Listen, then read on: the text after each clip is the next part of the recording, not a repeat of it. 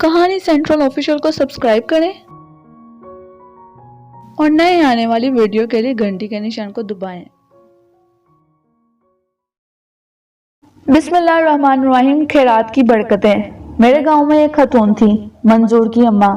میری اماں بتاتی تھیں کہ بیٹے، جب یہ خاتون بیاہ کر آئی تھی تو اس گھر میں اتنی غربت تھی کہ 2 وقت چولہا مشکل سے جلتا تھا، مگر اس خاتون کے آنے کے بعد اس گھر کے حالات بدلنا شروع ہوئے اور پورے گاؤں کے لوگ حیران ہیں کہ ایسی کیا بات ہوئی جو ان کی حد سے بگڑی ہوئی معاشی اور گھریلو حالت میں اچانک اتنی تبدیلی کیسے آ گئی۔ کہاں تو مشکل سے 2 وقت کی روٹی ملتی تھی، کہاں یہ عالم ہے کہ کوئی ساحل ضرورت مند اس خاتون کے گھر سے خالی ہاتھ نہیں جاتا۔ میں 9-10 سال کی عمر میں جب 1933 میں اپنے گاؤں سے بغرض تعلیم کلکتہ آیا تو میں ایک بار اس خاتون کے میاں، جس کو میں نذیر چچا کہا کرتا تھا، ان کی دکان پر ملنے گیا۔ بچپن سے میری یہ عادت رہی ہے کہ جب میں کسی بات کو نہیں سمجھ پاتا تو اس کی ٹو میں لگ جاتا ہوں۔ نذیر چچا کی دکان کلکتہ شہر کے ایک ایسے علاقے میں تھی جو کوئی معروف خاصیت نہیں رکھتا تھا۔ تب ان کی دکان کے سامنے لال وکی کھیل کا میدان تھا۔ اس کے پاس ہی ان کی ایک بہت چھوٹی سی پان بیڑی کی دکان تھی۔ میں جس وقت ان کی دکان پر گیا تھا 2 آدمی بیڑی بنانے میں مشغول تھے اور نذیر چچا پان بنانے اور لگانے میں۔ گاؤں میں ان کا گھر میرے پڑوس میں تھا۔ مل کر بہت خوش ہوئے، دکان میں اوپر بلا کر بٹھا لیا۔ باتوں باتوں میں نے ان سے پوچھ لیا کہ چچا، عباس صاحب کی یہی چھوٹی سی دکان ہے؟ بولے ہاں بیٹا، اللہ اسی میں خیر و برکت دیتا ہے۔ میں نے ان سے پوچھا کہ پورے گاؤں میں یہ بات سب جانتے ہیں کہ آپ کے گھر سے کوئی خالی ہاتھ نہیں جاتا، اور چچی سب ساحلوں اور مانگنے والوں کو مٹھی بند کر کے ریزگاری دیتی ہیں، آخر یہ کیا بات ہے؟ بولے بیٹا، وہ ایسا اس لیے کرتی ہے کہ ان کے پاس ضرورت مندوں کو دینے کے لیے ریزگاری ہی ہوتی ہے۔ اتنا کہہ کر نذیر چچا نے دکان میں رکھے ہوئے ایک ٹین کے ڈبے کی طرف اشارہ کیا۔ وہ ڈبہ دیکھتے ہو؟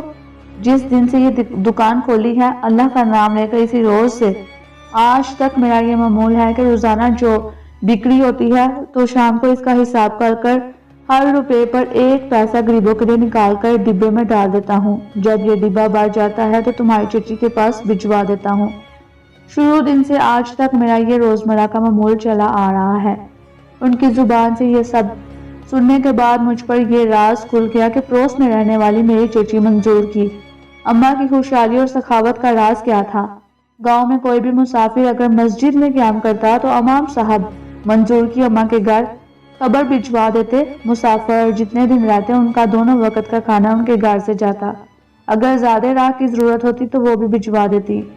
نذیر چچا گھریلو اخراجات کے لیے ہر ماہ 300 سے 400 روپیہ بجریہ منی آرڈر بھیجا کرتے تھے۔ آپ اندازہ کریں کہ یہ اس زمانے کی بات ہے جب اعلیٰ قسم کا چاول 1 روپیہ کا 10 سیر، گائے کا گوشت آج کے حساب سے 6 پیسے میں 1 سیر ملا کرتا تھا۔ ارزانی کے اس دور میں جس گھر کے اخراجات 400 روپے ہوں وہ گھر کتنا خوشحال ہوگا۔ بقرعید کے زمانے میں قصاب گاؤں میں جھنڈ کے جھنڈ گائے بیل لے کر فروخت کرنے آتے۔ گاؤں پہنچ کر وہ سب سے پہلے چچی کے پاس جاتے، اس لیے کہ ان کو یہ معلوم تھا کہ قربانی کے لیے ان سے زیادہ موٹا تازہ جانور گاؤں میں کوئی اور نہیں خریدے گا۔ یہ اس گاؤں کا حال تھا جہاں بڑے بڑے زمیندار بھی تھے، اعلیٰ عہدوں پر فائز حضرات بھی، خان بہادر، ڈاکٹر، انجینئر بھی، مگر اللہ کی راہ میں دینے اور لٹانے والی تو صرف میرے پڑوس کی چچی ہی تھی۔ یہ نہ سمجھیے کہ ان کے دینے دلانے اور اللہ کی راہ میں خرچ کرنے کا سلسلہ صرف روپے میں 1 پیسے تک محدود تھا، جی نہیں، زکوٰۃ صدقات دینا اس پر مستزاد تھا۔ ایک ایسی خاتون کہ جب وہ اس گھر میں بیاہ کر آئی تو اس وقت 2 وقت کی روٹی مشکل سے نصیب تھی، وہ بھی ارزانی کے زمانے میں۔ وہ اس گھر کی وہ خاتون گاؤں کی سب سے مخیر اور ضرورت مندوں کے کام آنے والی کیسے بن گئی؟ اس راز کو سمجھنے اور پانے کے لیے ہم سب کو کوشش کرنی چاہیے۔ اس راز کو تو اللہ تعالیٰ نے صدیوں پہلے قرآن مجید میں کھول کر بیان کر دیا۔ اللہ کا فرمان ہے، جو لوگ اپنا مال اللہ کی راہ میں خرچ کرتے ہیں ان کے خرچ کی مثال ایسی ہے جیسے ایک دانہ بویا جائے اور اس سے 7 بالیاں نکلے اور ہر بالی میں 100 دانے ہوں۔